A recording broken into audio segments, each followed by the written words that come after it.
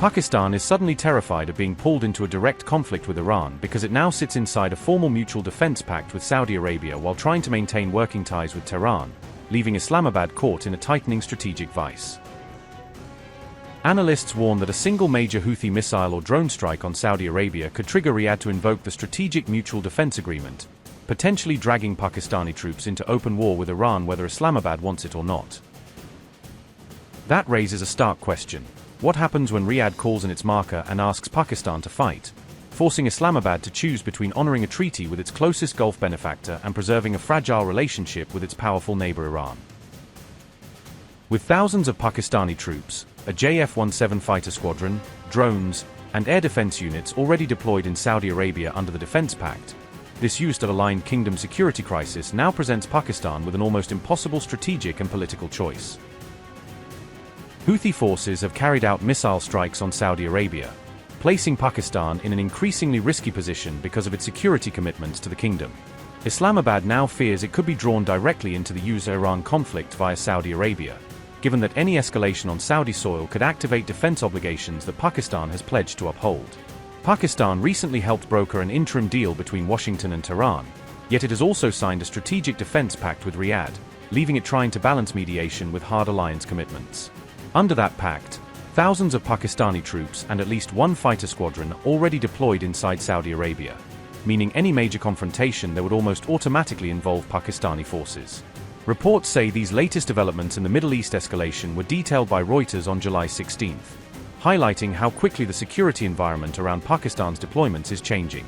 Earlier Iranian missile strikes on Saudi territory had already angered Islamabad, which saw them as a dangerous escalation that undermined its diplomatic efforts and endangered its forces on the ground. The new Houthi attacks have raised fears of a fresh Saudi-Houthi war and a deeper Pakistani role, potentially dragging Islamabad into a prolonged conflict it has tried hard to avoid. Houthi units fired missiles after accusing Saudi Arabia of bombing an airport under their control, framing their strike as retaliation and reigniting a front that had been relatively quiet. This bout of cross-border fire has broken a 4-year truce, though so far it remains a single exchange rather than a sustained campaign, giving regional actors a narrow window to de-escalate. Pakistani leaders have told Iran that any strikes on Saudi Arabia are effectively viewed as strikes on Pakistan, signaling how seriously Islamabad takes attacks on a key ally hosting its troops. Officials have described assaults on Saudi territory as a red line for Pakistan's civilian and military leadership, warning that repeated incidents could force a response under the Defense Pact.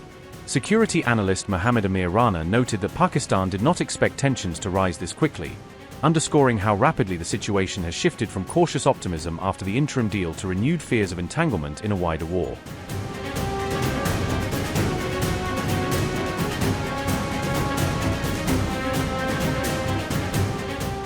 Pakistani troops are stationed near Saudi Arabia's border with Yemen, placing them in close proximity to potential Houthi attacks and significantly increasing their direct exposure to any escalation in the area. Islamabad fears that a Houthi escalation could disrupt shipping along the vital Red Sea trade route, threatening global commerce and directly impacting Saudi and Pakistani economic interests tied to maritime traffic. A wider conflict in the Red Sea that targets Saudi infrastructure or assets could activate Islamabad's defense pact with Riyadh, forcing Pakistan to honor its commitments and potentially drawing its forces into open hostilities. Retired General Ghulam Mustafa has said Pakistan's leaders are still trying to appease all stakeholders, balancing ties with Iran, Saudi Arabia, and the United States while avoiding a clear break with any side. He warned that this careful balancing act might collapse if Houthi missiles expand their range deeper into Saudi Arabia, making neutrality harder to sustain as pressure mounts on Pakistan to respond. Recent tensions have also deepened Pakistan's concerns about internal power struggles inside Iran, adding another layer of uncertainty to Islamabad's strategic calculations. Officials note that Iran's civilian political leadership appears increasingly at odds with the Revolutionary Guard, complicating efforts to read Tehran's intentions and negotiate de-escalation. Analyst Muhammad Ali has argued that Iran's military and security establishment now seems to dominate key decisions, raising fears that hardliners may drive a more confrontational regional stance. The latest escalation caused a delay in a planned Iranian delegation's visit to Islamabad this week, underscoring how quickly diplomatic schedules can be disrupted by events on the ground. The delegation, led by Interior Minister Eskander Momini, ultimately arrived 2 days late, reflecting both logistical complications and the tense backdrop against which the talks are taking place. Talks in Islamabad are expected to cover the interim US-Iran deal as well as broader regional security issues, with Pakistan pushing to keep channels open despite mounting friction. Pakistan's foreign ministry has publicly urged maximum restraint from all parties, reiterating its preference for dialogue and diplomacy over military escalation. This week's developments have brought Islamabad closer than ever to being forced to pick a clear side in the war, narrowing the space for the balanced stance it has tried to maintain. According to one source, if Saudi Arabia calls us in, we will stand by them without any doubt, a statement that highlights how Pakistan's defense commitments to Riyadh could ultimately override its desire to stay neutral.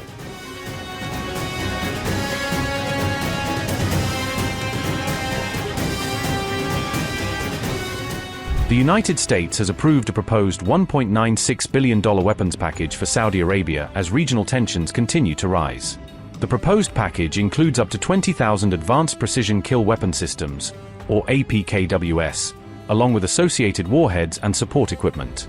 The sale also includes LAU-131, a 7-shot 70mm rocket launch pods, according to U.S. officials. 66 Malawian Quachars rocket motors, 152 Malawian Quachars high-explosive warheads and proximity fuses, also part of the proposed defense package. Saudi Arabia requested up to 10,000 air-to-air APKWS-2 guidance sections to strengthen its air defense capabilities. Riyadh also sought another 10,000 air-to-ground APKWS-2 guidance sections for precision strike operations. The U.S. State Department said the proposed sale supports America's national security and broader foreign policy objectives. Washington said the package would improve Saudi Arabia's ability to counter both current and future security threats. U.S. officials also said the weapons package would enhance interoperability between Saudi, American, and allied military forces. Washington continues to describe Saudi Arabia as a major non-NATO ally and one of its key strategic partners in the Middle East. The announcement came as tensions between Saudi Arabia and Yemen's Houthi movement continue to escalate. The proposed sale also comes as the United States expands military operations and naval pressure against Iran across the Gulf region. The State Department said the transfer would not affect the readiness or operational capabilities of the U.S. military.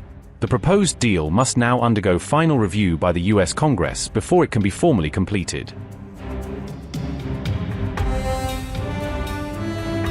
The Houthis have issued a clear warning to international carriers, urging them not to operate in Saudi Arabian airspace until the restrictions they oppose are formally lifted and safety guarantees are provided.